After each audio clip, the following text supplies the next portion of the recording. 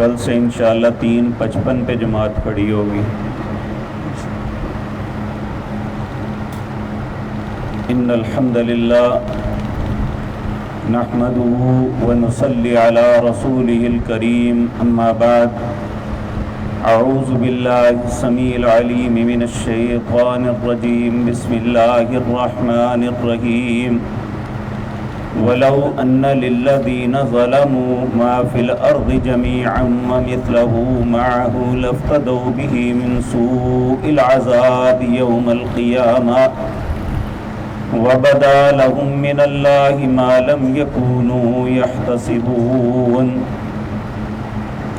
وبدا لهم سیئات ما کسبوا وحاق بهم ما كانوا به يستهزئون وَإِذَا مَسَّ الْإِنسَانَ ضُرٌّ دَعَانَا ثُمَّ إِذَا خَوَّلْنَاهُ نِعْمَةً مِنَّا قَالَ إِنَّمَا أُوتِيتُهُ عَلَى عِلْمٍ بَلْ هِيَ فِتْنَةٌ وَلَكِنَّ أَكْثَرَهُمْ لَا يَعْلَمُونَ قَدْ قَالَهَا الَّذِينَ مِنْ قَبْلِهِمْ فَمَا أَغْنَى عَنْهُمْ مَا كَانُوا يَكْسِبُونَ فَأَثَابَهُمْ سَيِّئَاتُ مَا كَسَبُوا وَالَّذِينَ ظَلَمُوا مِنْ هَؤُلَاءِ سَيُصِيبُهُمْ سَيِّئَاتُ مَا كَسَبُوا وَمَا هُمْ بِمُعْجِزِينَ أَوَلَمْ يَعْلَمُوا أَنَّ اللَّهَ يَبْسُطُ الرِّزْقَ لِمَن يَشَاءُ وَيَقْدِرُ إِنَّ فِي ذَلِكَ لَآيَاتٍ لِقَوْمٍ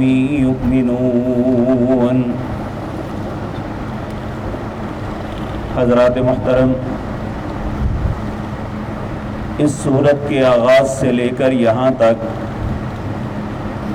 ان لوگوں کا تذکرہ ہے جو اللہ کی ذات کے ساتھ دوسروں کو شریک بنا لیتے ہیں۔ اس کا طریقہ کار کوئی بھی ہو، وہ اللہ کے ہاں زبردستی سفارشی بنا لیں، یا یہ کہتے ہیں کہ اللہ کے ہمیں یہ قریب کر دیں گے، یہ ساری باتیں اللہ کو نامنظور ہیں۔ اللہ نے اپنے اختیارات میں سے ایک ذرہ بھی کسی کو عطا نہیں کیا ہوا۔ اللہ اگر کسی کو چاہے تو ساری مان لے، نہ چاہیں تو بڑے بڑے انبیاء اور رسل برگزیدہ وہ بھی اپنے یا اپنی اولادوں کے لیے اللہ سے دعا مانگے تو وہ نہ مانیں۔ اللہ الصمد، اللہ بے نیاز ہیں، ہم سب ان کے نیاز مند ہیں۔ تو جو شخص اللہ کے ساتھ شرک کرتا ہے یہ بہت بڑا ظالم ہے۔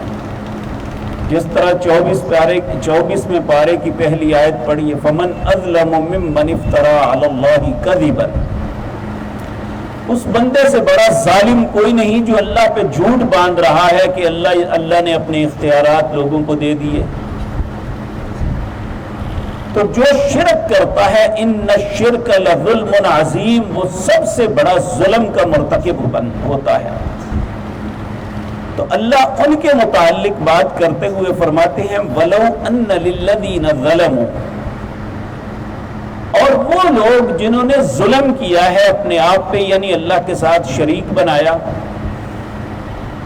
مَا فِي الْأَرْضِ جَمِيعًا، انہیں زمین کی ہر چیز کا مالک بنا دیا جائے، وَمِثْلَهُ مَعَهُ، اتنا ہی انہیں اور دے دیا جائے، لَفْتَدَوْا بِهِ مِنْ سُوءِ الْعَذَابِ يَوْمَ الْقِيَامَةِ، یہ فدیہ کریں، اللہ کو عطا کریں، اللہ کو دینا چاہیں کہ اے اللہ یہ لے لے اور ہمیں برے عذاب سے بچا دے۔ وَبَدَا لَهُم مِّنَ اللَّهِ مَا لَمْ يَكُونُوا يَحْتَسِبُونَ۔ اللہ رب العزت جو ہے ان باتوں کو قبول نہیں کرے گا، اور جو کچھ انہوں نے کیا ہے وہ اس کو ان کا بدلہ ملے گا۔ وَبَدَا لَهُمْ سَيِّئَاتُ مَا كَسَبُوا، یہ برے عمل جو کرتے تھے، جو کچھ کیا ہے وہ ان کو ملے گا۔ وَحَاقَ بِهِمْ مَا كَانُوا بِهِ يَسْتَهْزِئُونَ، اور ایسی چیز کا سامنا کرنا پڑے گا جس کا مذاق اڑاتے تھے۔ کون سا عذاب؟ کس نے عذاب کرنا ہے؟ فلاں ہمیں چھڑا لے گا، فلاں بچا لے گا۔ اللہ فرماتے ہیں جس چیز کا مذاق اڑاتے تھے اس کی چیز کو یہ پھر ملیں گے۔ تو پھر اللہ فرماتے ہیں وَإِذَا مَسَّ الْإِنسَانُ ضُرٌّ دَعَانَا، جب انسان کو تکلیف آتی ہے تو تکلیف کے اندر پھر اللہ ہی کو پکارتا ہے، اے اللہ تو میری مصیبت ٹال دے، اللہ میرے پر رحم کر دے۔ ثم اذا خولناه نعمتا منا، اللہ فرماتے ہیں جب میں اسے کسی نعمت سے نواز دیتا ہوں یا اس مصیبت سے نکال دیتا ہوں، قال انما اوتیتہ علی علم، کہتا ہے یہ تو میں نے اپنے علم سے حاصل کیا ہے، یہ تو میرا فن تھا۔ اللہ رب العزت فرماتے ہیں بل ہی فتنۃ ولکن اکثرهم لا یعلمون، یہی تو انسان کی آزمائش ہے لیکن اکثر لوگ نہیں جانتے کہ اللہ مصیبت کے وقت بھی ڈال کے اسے آزماتا ہے کہ یہ کیا کرتا ہے، اور اسے آسانیاں دے کے بھی آزماتا ہے کہ یہ اب کیا کرتا ہے۔ میرے بھائیو، یہاں قرآن کریم میں جہاں بھی ہم پڑھتے ہیں تو یہی آتا ہے کہ مصیبت کے وقت وہ مشرک لوگ جنہیں مشرک کہتے ہیں، یعنی سکہ بند مشرک، وہ بھی اللہ کو پکارتے تھے، لیکن آج کے بعض نام نہاد مسلمان مصیبت کے وقت بھی اللہ کو نہیں پکارتے ہیں، اس وقت بھی غیر اللہ کو آوازیں دیتے ہیں، ادرکنی یا فلان، یا مدد یا فلان، اس طرح کی باتیں کرتے ہیں، العیاذ باللہ۔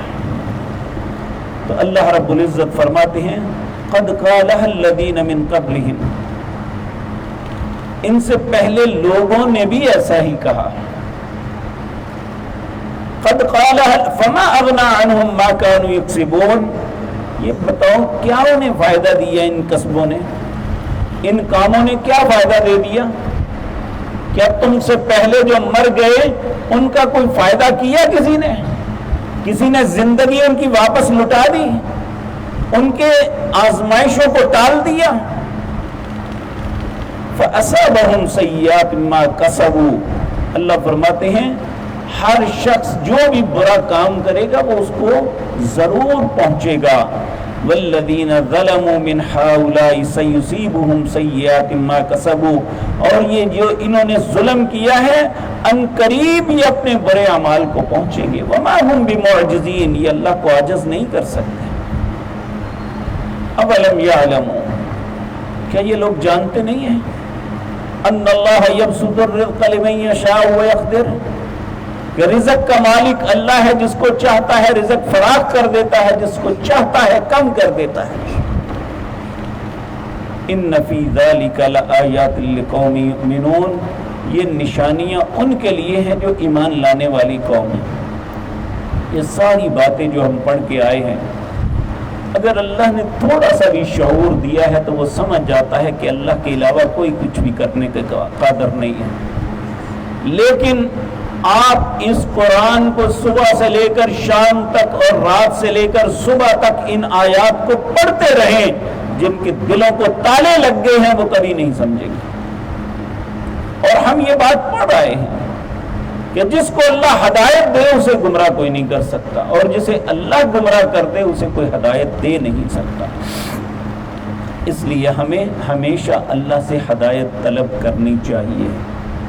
ہم دیکھیں شعوری طور پہ نماز کے اندر ہر رکعت میں سورۃ فاتحہ پڑھتے ہوئے کہتے ہیں، اللہ کی تعریفات کرتے ہوئے کہتے ہیں اہدنا الصراط المستقیم، اللہ مجھے سیدھے راستے پہ گامزن کر دے۔ تو کل بھی میں یہ آپ کے سامنے عرض کیا، نبی کریم صلی اللہ علیہ وسلم جو سب سے پہلی نماز تہجد کی پڑھتے ہیں، اس کے استفتاح کے یعنی اللہ اکبر کہنے کے بعد سب سے پہلی جو دعا مانگتے ہیں وہ یہی اللہم رب جبرائیل و میکائیل و اسرافیل فاطر السماوات والارض عالم الغیب والشہادت انت تحکم بین عبادک فیما کانوا فیہ یختلفون اہدنی لما اختلف فیہ من الحق باذنک انک تہدی من تشاء الی صراط مستقیم۔ اے اللہ، تو میری رہنمائی کر سیدھے رستے کی طرف. انک تہدی من تشاء الی صراط مستقیم، تو جس کو چاہتا ہے صراط مستقیم پہ ہدایت دے دیتا ہے. تو نبی کریم بھی اللہ سے ہدایت کی دعا مانگا کرتے تھے. تو ہمیں تو بالاولیٰ اللہ سے مانگنی چاہیے، کیونکہ ہمارے بھٹکنے کے چانس زیادہ ہیں. نبی کریم کی تو اللہ رہنمائی فرماتے تھے، ان کے تو ایسا ممکن نہیں تھا، لیکن اس کے باوجود نبی کریم نے ہمیں یہ سکھلایا کہ ہمیشہ اللہ سے ہدایت کی دعا مانگو. تو اللہ رب العزت ہمیں صراط مستقیم پہ چلائے اور ہر برے رستے سے ہمیں محفوظ رکھے. اور خصوصاً یاد رکھیں اللہ نے یہ قانون اور اصول قرآن میں بتا دیا، ان اللہ لا یغفر ان یشرک بہ ویغفر ما دون ذلک لمن یشاء. اللہ کو پتہ ہے کہ انسان سے غلطیاں ہو جاتی ہیں، کہا جو بھی غلطیاں کرو معاف کر دوں گا لیکن شرک نہیں معاف کروں گا. تو اس لیے ہمیں اس جرم سے کم از کم اپنے آپ کو بچا کے رکھنا چاہیے.